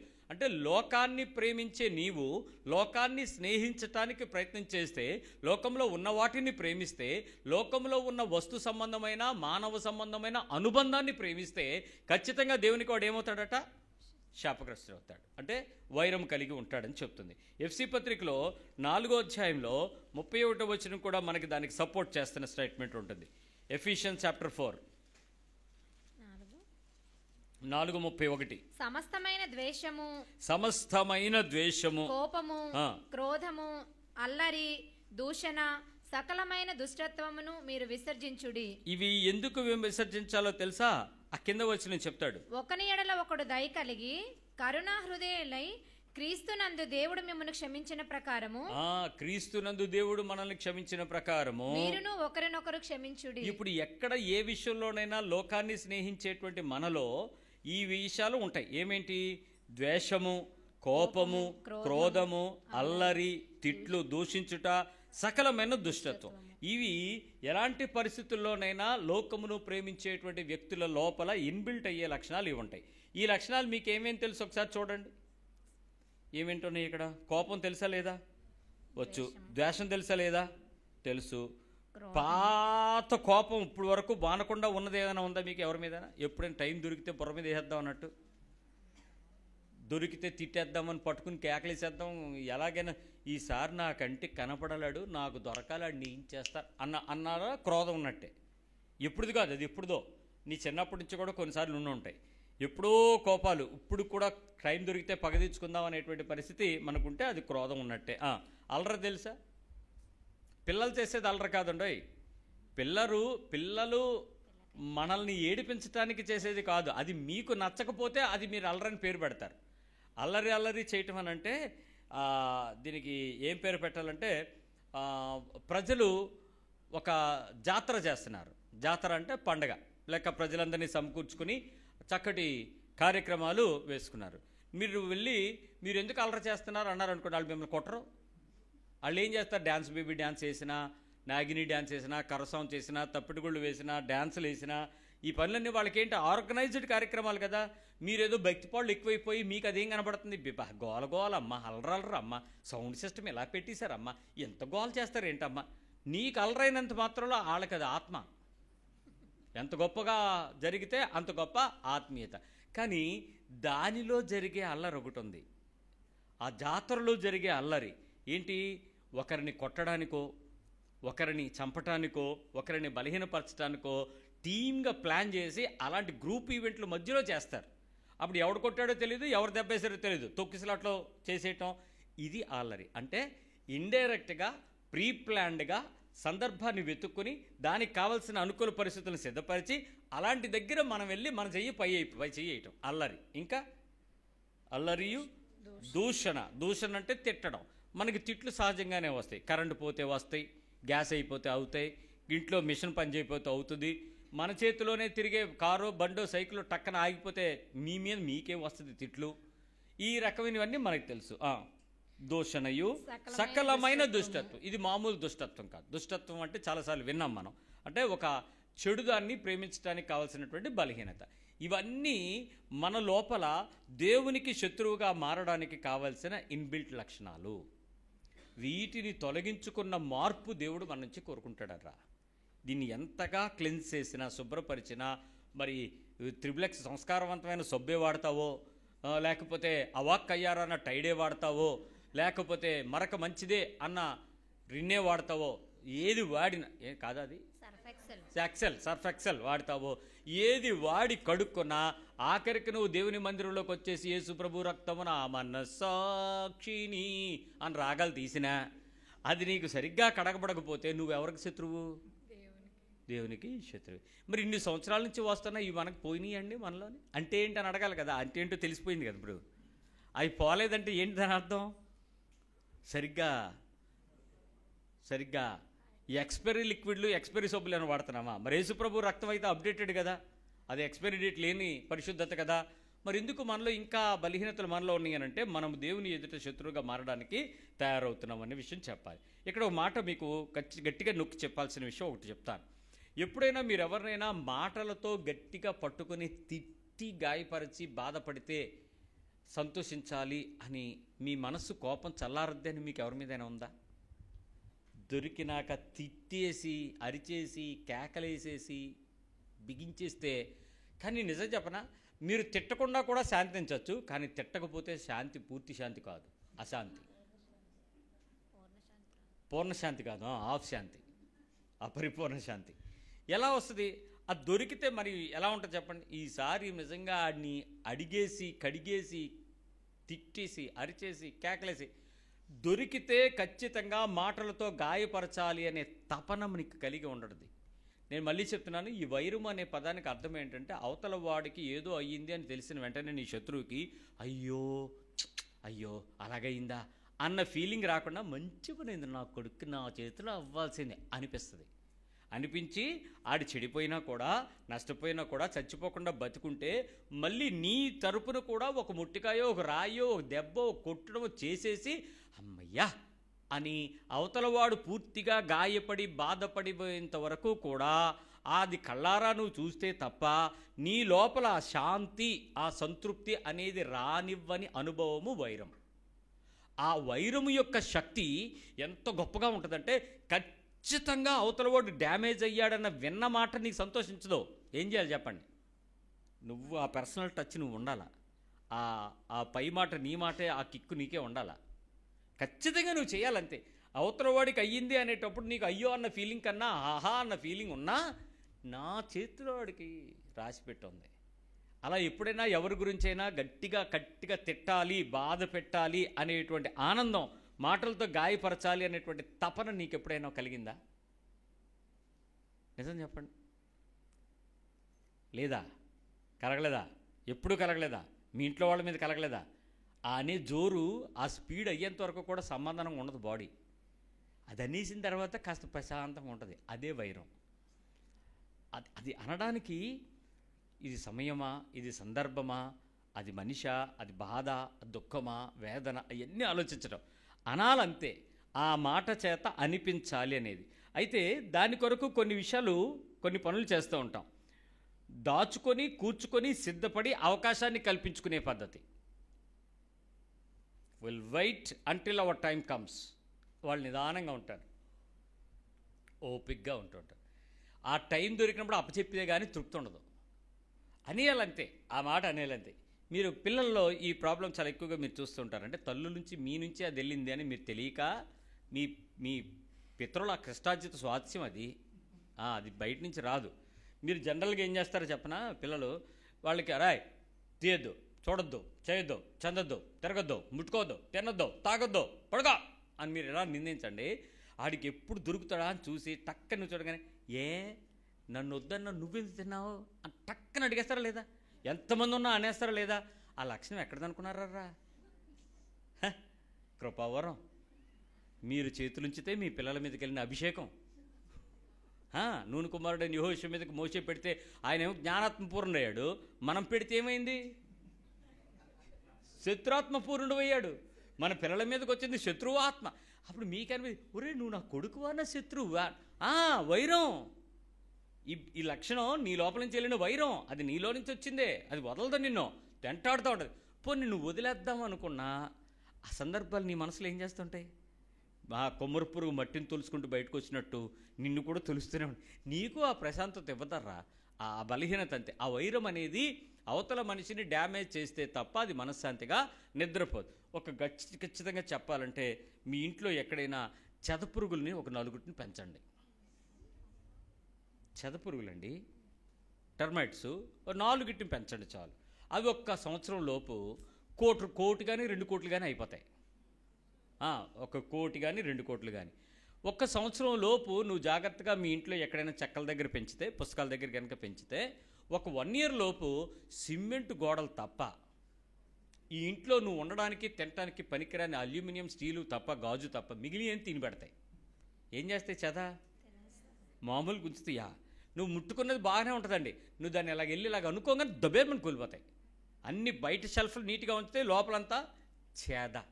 ఈ లక్షణం, ఈ మాట పట్టించుకుని టైము దొరికితే అన్ని తినేద్దాం అని పెంచేటువంటి లక్షణం ఈ చెదపురుగులు లాంటి వైరము మీ జీవితంలో మీరు పెంచుకునేటువంటి ఈ యొక్క లక్షణం.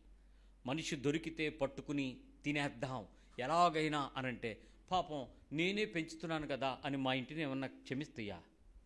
చెదపురుగులు ఎంత ప్రేమ అంటే వాటికి మన మీద బొద్దింకలు, ఈ చెదలు. ఏ ఇంటిలోనైతే పుస్తకాలు తింటాయో ఆ ఇంట్లోనే మిగిలినవి తింటాయి. ఈ ఇంట్లో నాకు పుస్తకం అన్నం పెడుతుంది, దీన్ని కొంచెం గాయపరచుకొని ఉంచుతామని అనుకుంటాయా? ఇది అంతే. మన ఇంటిని అది ఎలా తింటాయో నిన్ను అలాగే తినేస్తుంది.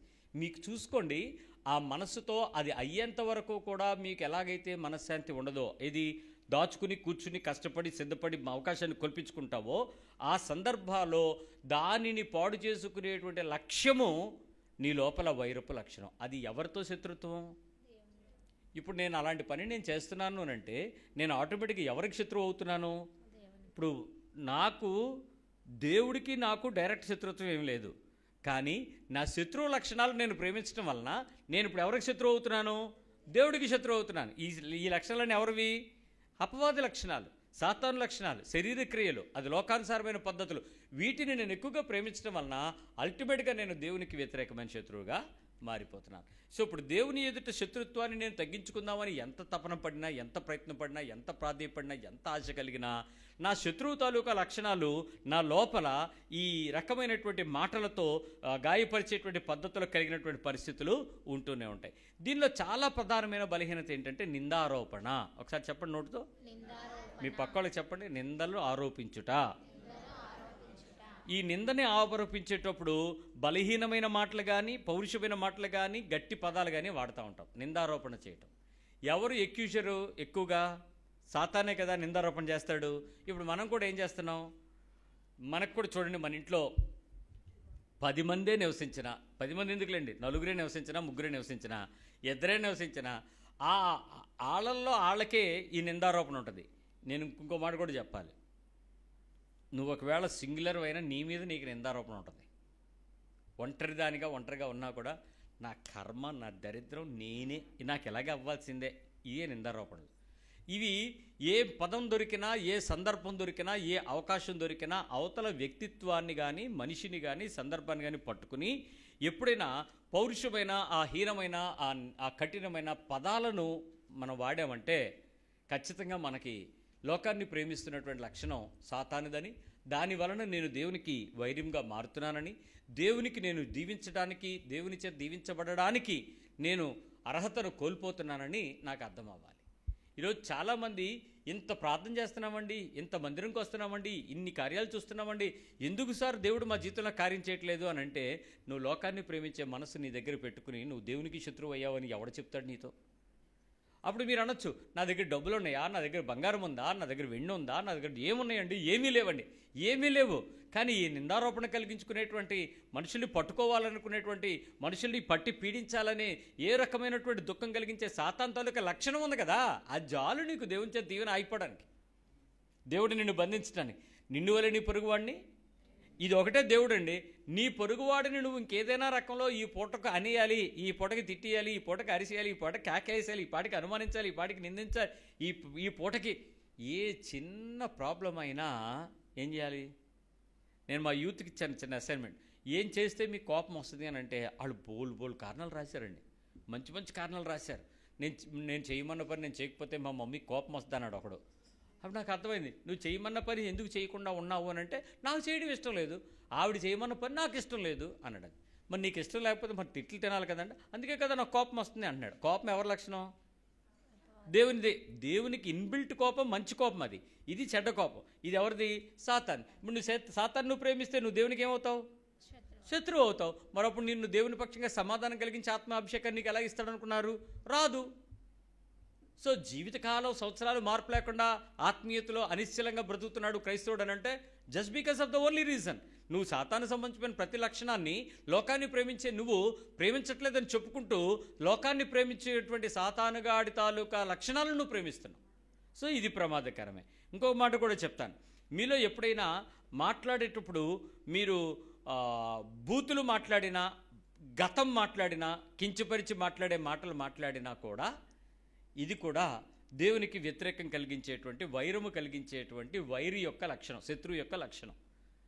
బూతులు మాట్లాడినా, గతాన్ని నిందించి మాట్లాడినా, మనకి ఎక్కువగా సందర్భంలో అవతల వ్యక్తిని మనకి పాయింట్ ఆఫ్ బ్లాంక్లో దొరికించాలంటే దేంతో పట్టుకుంటే దొరుకుతాడు చెప్పండి? ఎక్కువ గతమే కదా. గతం తవ్వితే ఏమవుతాడు? బుక్ అయిపోతాడు కదా, సైలెంట్ అయిపోతాడు. అప్పుడు నువ్వేం చేసావో నాకు తెలియదు. మీరు కూడా పిల్లలు బ్లాక్మెయిల్ చేస్తారు కదా, అల్లా విషయం చెప్పినా మమ్మీకి, చెప్పినా డాడీకి, మమ్మీ చెప్పినా అన్నారు అనుకో, అప్పుడు వీళ్ళు ఏమవుతారు? నీకేం కావాలి, ఇదేనా తీసుకో, సైలెంట్. అంటే ఎందుకు గతంతో బలహీనతలోకి వెళ్తున్నారు అంటే ఆ బలహీనమైన పరిస్థితుల్లో బెదిరించటం, ఆ లక్షణమే లోకంలో దేనినో ప్రేమించడం ద్వారా ఒక బలహీనతకు నువ్వు గురి అయ్యి ఆ బలహీనత వలన దేవుని బలానికి నువ్వు దూరం అవుతున్నావు. ఇవన్నీ ఇంటర్లాజిక్స్ అండి. పౌలు ఎందుకు ఇన్ని విషయాల్లో గోలపెట్టి చెప్పాడు సంఘానికి అంటే, రోమిల ద్వారా అనేక మంది జీవితాలలో ఈ రకమైన బలహీనతను మనం ప్రేమించకూడదన్నది దేవుని ఉద్దేశం.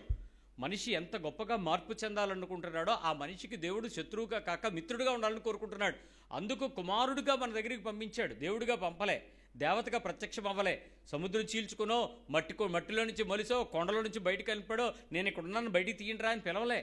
తల్లి గర్భంలోనే మనిషిగానే వచ్చి మనిషి రూపేణ, మనిషి శరీరంతో, మనిషి ఆలోచనతో, ఆత్మతో మన మధ్యలో సశరీరుడిగా బ్రతికడం.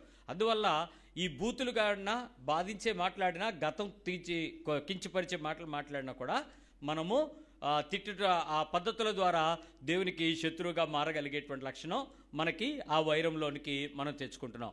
ఇంకొక మాట చెప్పాలి, మీకు ఎప్పుడైనా ఎవ్వరూ కనపడకపోయినా ఒక మనిషి కనపడిన వెంటనే మీకు ఎప్పుడైనా పాత రివెంజ్ గుర్తొచ్చిందా? Pending revenge.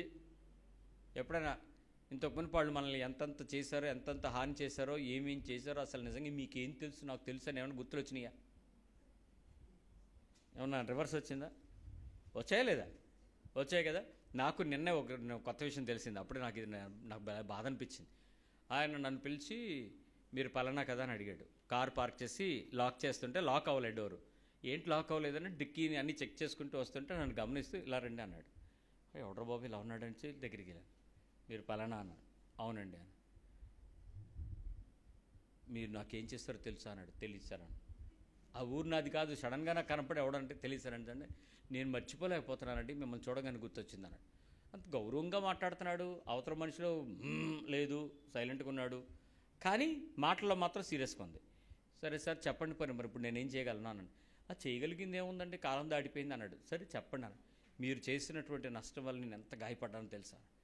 ఇప్పుడు నేను ఏం చేయమంటారు మాస్టారు? మీరు ఎవరో నాకు తెలియదు, ఏదో చేశానంటున్నారు, మీ కుక్కను గుద్దీశానా అంటే మరి సడన్గా అయ్యే గుర్తొస్తుంటాయి. నువ్వు బాధపడిపోయి ఎంతంటే మీ పిల్లల్ని చంపేశానా, లేకపోతే ఏం జరిగింది చెప్పండి సార్, నేనేం పాపం చేయలేదని నాకు కనిపిస్తుంది అని అంటే, నేను ఒకానొక సందర్భంలో యేసు ప్రభు గురించి మీతో మాట్లాడితే మీరు నన్ను దేవుళ్ళ పేర్ల మీద విపరీతంగా బూతులు తిట్టి, అసహించుకొని, అవమానం చేసి, అక్కడ ఉన్న వాళ్ళందరి మధ్య ఎగతాళి చేసి, మీ ఫ్రెండ్స్ అందరూ నన్ను కామెడీ చేసి పంపించారు, గుర్తుందా అన్నాడు. ఇది ఎప్పుడు చరిత్ర 25 ఏళ్ల క్రితం. ఎన్ని గుర్తుంటాయి? ఎప్పుడో చేసినవి, అవి ఏమో తెలియదండి, గుర్తులేదండి అని అంటే, నేను మర్చిపోలేను సార్ అన్నాడు. నా పేరు గుర్తెట్టేసుకున్నాడు కదా, మరి నేనెందుకు మర్చిపోతాను? సార్ నిజంగా చెప్పండి, నాకు అసలు గుర్తులేదు, తప్పేది అయిపోయింది. ఇప్పుడు నేను ఏంటో తెలిస్తే కూడా మీకు వేరే విషయం అర్థమవుతుంది. ఇప్పుడు నేను అది చెప్తే మీరు బాధపడతారు, ఆశ్చర్యపడతారు, కానీ ఏం జరిగింది చెప్పండి. అదంతా నాకు తెలియదండి, మీరు నన్ను చాలా హర్ట్ చేశారండి అని. సరే ఇప్పుడు ఏం చేయమంటావు చెప్పు, సారీ చెప్పమంటావా, కాళ్ళు పట్టుకోనా, మంచినీళ్ళు తాగుదామా, టీ తాగుదాము, పని ఏం చేద్దాం చెప్పండి, కలిసి భోజనం చేద్దాం, మరి సమాధానం వస్తుందేమో, ఏదో ఒకటి చేద్దాం చెప్పండి అని. మనం మర్చిపోదాం సార్ అని అంటే, నేను మర్చిపోలేనండి అంటున్నాడు.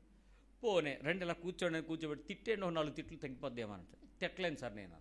నువ్వు తిట్టవో, కొడతావో కొట్టను, తిందామా రావు, ఏం నీ బాధ ఎలా తీర్చను నేను అని అంటే, నాకు ఇన్ని సంవత్సరాలు లేదు సార్, మిమ్మల్ని చూడగానే గుర్తొచ్చిందని. 25 ఏళ్లకి సగం జుట్టు ఊడిపోయి, నేనే నా రూపం ఆకారం మర్చిపోయి, నా స్నేహితులే మర్చిపోయినా నువ్వు ఎవడరీడా అన్నట్టు చూస్తున్నారు. నీకు ఎలా గుర్తుండిపోయినరా బాబు, నేను అప్పటికి ఎలాగ ఉండేవాడిని, ఇప్పుడు ఎలాగయ్యాను, అయినా నీకు ఎలా గుర్తుందండి? అసలు ఆ మాటలు మీరు ఎన్ని అన్నారో తెలుసండి. ఎవరు నాకు అసలు ఏది గుర్తు రావట్లేదు. నమస్కారం సార్, మీరు ఏం చేసినా నేనేం చేయలేను. సరే ఒక పని చేయండి, మీకు ఏమైనా డబ్బులు అవసరమా, నా జోబులో 200 ఉన్నాయి, ఇస్తాను, వెళ్ళిపోతాను, నేను ఇంకేమీ చేయలేను, ఏం చేయమంటారో చెప్పడాను. మీరు ఏం చేసినా నా పగ చల్లారదండి అన్నాడు. మరి పగ ఏం చెయ్యండి సార్, పని నా మీద రివెంజ్ ఏమైనా చేస్తారా చెప్ప, పోలీస్ కేసు పెడతారా, పదండి వెళ్దాం, ఇగో ఇక్కడే ఉంది పోలీస్ స్టేషన్ అని. అలా తీరదండి అనండి. ఇంకా నాకు నా సహనం చచ్చింది. అప్పటికే 30 గంట డిస్కషను, అందరూ మీ మీద గొడవపడుతున్నట్టు అందరూ ఇలా చూసి మమ్మల్ని వెళ్తాను, ఏం లేదు వెళ్ళండి అంటున్నాను. నేను 1/2 గంట తర్వాత, సార్ నేను ఒక కార్యక్రమం మీద వచ్చాను, నేను పాస్టర్ని, నువ్వు ఎవడనుకున్నావో నా పేరు అయితే గుర్తుపెట్టావు, నా పోలికలు ఎవడనున్నాడేమో తెలీదు, కానీ నేను పాస్టర్ని. పాస్టరా, అది ఎప్పుడు అయిపోయావు అన్నాడు. అయిపోవడమే 25 ఏళ్ళు అయ్యింది అని అంటే, నిజం చెప్పండి అన్నాడు. నేను నిజంరా బాబు, నేను పాస్టర్ అన్నానంటే, మీ ఐడెంటిటీ మీ ఇది విజిటింగ్ కార్డు ఇవ్వండి. కార్డు లేవు, హార్ట్ ఉంది, నీకేం కావాలి, నేనెవరినో నీకు తెలియాలా అని అంటే ఒకసారి ఫోన్ తీసి నా ఫోన్లోని బ్రదర్ ఆలివ్ గ్రీన్ అని కొట్టి వీడియో ఓపెన్ చేసి, ఇప్పుడు నీకు చూస్తావా అని చూస్తే మెసేజ్ విన్నాడు. విని మీరు పాస్టర్ అయ్యారా కోపం చల్లారుతుంది. పోన్లేండి అని. ఏంటి నీ బాగా చల్లారిందా, కోపం తగ్గిందా, నన్ను చూడంగానే అసహ్యం తగ్గిందా అని అంటే అంటున్నాడు, నేను యేసు ప్రభు గురించి చెప్తున్నప్పుడు నన్ను వీధిలో నుంచోబెట్టి ఫ్రెండ్స్ అందరితో నన్ను ఫుట్బాల్ ఆడేసావు, వెట్టకారాలు చేసేసావు, అవమానం చేసేసావు, దేవుడు నీకు మంచి శిక్ష వేసాడు, ఇప్పుడు ప్రాణం చల్లారంగా ఉందన్నాడు. నాకేసిన శిక్ష ఏంటి? కానీ నిజం చెప్పిన పిల్లరా, ఆడు ఉసురు తగిలిందేమో, ఒకడు కాదు రెండు కాదు, అన్నది నిజమే. ఆయన 2-3 కాదు, మొత్తం టీముని తయారు చేసి కొన్ని వందల మందిని ఆడుకున్నాను, మామూలుగా ఆడుకోలేదు. అప్పటికి బైబిల్ మీకన్నా ఎక్కువ కడత పెట్టినోడిని. ఇంకప్పుడు మతిపరుపు వచ్చింది 50 ఏళ్ళు వచ్చి. అసలు మాటకు మాట, రెఫరెన్స్కి రెఫరెన్స్. ఇప్పుడు వీళ్ళు ఎందుకు పనికొస్తారు? శివశక్తి గడిది గుడ్డు అంత బ్రహ్మాండంగా రెచ్చిపోయినోడిని. ఏది మాట్లాడితే దానికి ఎక్కడ రెఫరెన్స్ తగిలించేస్తే ఆడు బుర్ర పీక్కుని, వీడికి బైబిల్ బాగా తెలుసు, వీడికి మనకేం మన శాస్త్రం తెలియదని నిలిపోయేవాళ్ళు. అలాంటి రెచ్చిపోయినోడిని. ఒక బాధితుడు నాకు నిన్న ఎదురుపడ్డాడు, చెప్పాడు. ఆఖరికాడ సమ్మగా అమ్మగా, పోన్లేండి సార్, ఏం లేకపోయినా నాకు హాయిగా ఉంది సార్ అన్నాడు. అమ్మయ్యా, ఒక్కసారి మీకు పాత చూడగానే గుర్తొచ్చిన మెమరీలు ఉంటాయి. ఆ మెమరీలో క్షమాపణలు రావు, పెళ్ళిళ్ళు దొరుకుతాయి ఇలాంటివి. అది చూడగానే అది బూరి, కానీ దాన్ని అన్నం పిసికినట్టు పిసుకుతావు. ఆ టైంలో కోపం ఎందుకు? అది ఎదురుగా తింటుంది. అమ్మ, గ్రంథులు విపరీతమైన స్రావాలను తీసుకొస్తే బీపీతో పాటు కొత్త జబ్బులు వస్తాయి. సమాధానంగా ప్రేమగా ఉండాలి. ఈ మాటలతో మాట్లాడే శత్రుత్వాన్ని కలిగించే ఏ పనైనా గతంలో, అంటే గతం అంటే ఎప్పుడు చెప్పండి, పూర్వం కాదు, ఏనాటి కీడానాటికి చాలు. నిన్నటి దినం రాత్రి ముగించి తెల్లవారు వచ్చామంటే ఈరోజు కొత్త రోజు. అంటే ఈ రోజులో నిన్నటి గురించి మనం ఎప్పుడైనా, యేసుప్రభు నిన్నటి గురించి ఈరోజు మాట్లాడతాడా? మరి క్రైస్తవుడు నువ్వెందుకు మాట్లాడగలిగావు? ఆ కోపము, ఆవేశం, ఆ బాధ, వేదన, చింత, దుఃఖం ఎందుకు వచ్చాయి? అవి వచ్చాయి అని అంటే నువ్వు దేవునికి వ్యతిరేకంగా శత్రువుగా మారుతున్నావు. సో దైనందిక జీవితంలో మన లోకాన్ని ప్రేమించే ఆ బానిసత్వాన్ని, ఆ కోపాన్ని, ఆ కర్కసత్వాన్ని, ఆ మాటలాడితనాన్ని ప్రేమించే మన బలహీనతలు మనకు దేవునికి అంతరాన్ని, శత్రుత్వాన్ని కలిగిస్తాయి. సో చిన్న విషయంగా తీసుకోకండి. దేవునికి శత్రువు అనే పదం, లోకాన్ని స్నేహిస్తున్నాడు అని అంటే, ఒక ఆవిడ అంటుంది, మా ఆయన టీవీ చూస్తాడు అందుకే దేవుడికి శత్రువు అని. అమ్మ, టీవీని చూస్తే శత్రువు కాదు, మీ ఆయన మీద నువ్వు కోపంగా ఉంటే నీకు దేవుడు శత్రువు. ఇప్పుడు చూడండి, టీవీయా శత్రువు, మీ ఆయన, ఆ రెండింటికి మధ్యలో నీ కోపం. ఇలా లెక్కేసుకుని వెళ్తే మనకి దేవుడు మిత్రుడా శత్రువా? చెప్పరే మర్రా, కోపాలు వచ్చే. మరి మీరు లోకాన్ని ప్రేమిస్తున్నారు కదా, దేవుని ప్రేమించలేదు కదా. అందుకే దేవుని ప్రేమించే వారికి, అనగా ఆయన సంకల్పం చొప్పున పిలువబడిన వారికి ఏ మేలు కొదువయ్యి వాడు. మనకు ఇప్పుడు అన్నీ కొదువే, ఏదీ మేలు అవ్వలేదు. కారణం ఏంటి? God has become enemy to you. ఆ శత్రుత్వాన్ని దేవుడు ఉండాలని కోరుకోవట్లేదు. సో ఎక్కడైనా ఎవరి మీదైనా మాట పట్టుకుని ఆ ఉత్తర వాళ్ళకి మాట అనేసిన తర్వాత తృప్తి పొందాలనుకునే ఏ రకమైన ప్రతిఫలం నువ్వు ఆశించినా అది కుట్ర, అది మాట అని దేవుడు అంటున్నాడు. దానిని దేవుడు వైరమని చెప్పాలనుకుంటున్నాడు. నీ విషయంలో ఏమాత్రం కూడా దాన్ని ఆపడానికి అవ్వదు. కాబట్టి దాన్ని దాటి ఆ రకంగా పాతవి గుర్తుపెట్టుకుని ఎక్కడా కూడా ఆ కోపాన్ని, విషాన్ని చిమ్మే పరిస్థితికి తెచ్చుకోవద్దు అనేటువంటి మాటను మనం గుర్తుపెట్టుకుని మన జీవితాలను సరిచేసుకుందాం. ప్రార్థన చేసుకుందాం.